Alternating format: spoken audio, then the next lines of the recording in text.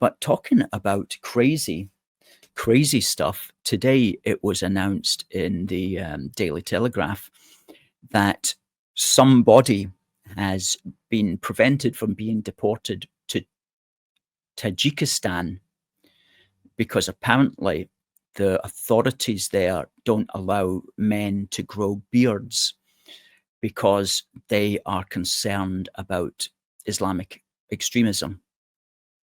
So if you're a man with a beard, you get it shaved off, believe it or not. Just learning this today. There it goes. Migrant can stay in UK because he does not want to shave. And the Telegraph is good at putting up these clickbait titles that just drive people up the wall and are guaranteed views. But are also correct. Tajik man wins appeal after arguing he could be arrested and have his facial hair forcibly removed if deported.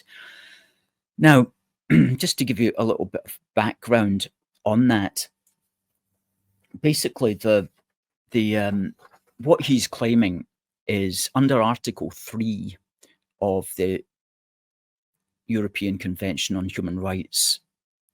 It says, quote, "No one shall be subjected to torture or to inhuman or degrading treatment or punishment." And so if you're in this country, then you can appeal against deportation if you feel that you're going to be subjected to torture or to, quote, "inhuman or degrading treatment or punishment."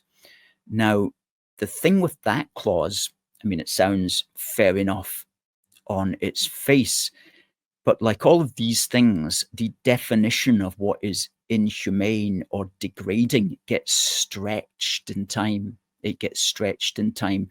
I mean, in the old days, what was degrading in, London was if you robbed somebody, you got stripped naked and put in a gibbet and hung from a bridge, and for all of the winter until you expired. Now, that's not exactly what's going to happen to that guy if he goes to Tajikistan. He's just going to get his beard shaved off, which will no doubt be very humiliating, very annoying, but it's not exactly what I would say torture. But that's been expanded. The definition has been expanded. And that particular clause, which is Article 3, doesn't have an exemptions paragraph beneath it. All the other articles in the ECHR have exemption clauses, which mean that the first paragraph will not apply to you if you are a dangerous criminal, if you are a threat to national security, if you're a threat to the democracy, etc., etc.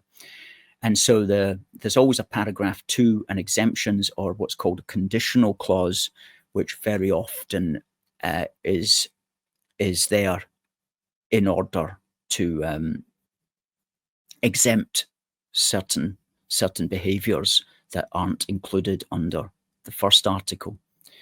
But Article 3 does not have an exemptions clause. It's just if you say you're going to get tortured or degraded or subject to inhumane punishment, then we just kind of have to take your word for it, and we have to obviously adjudicate upon it.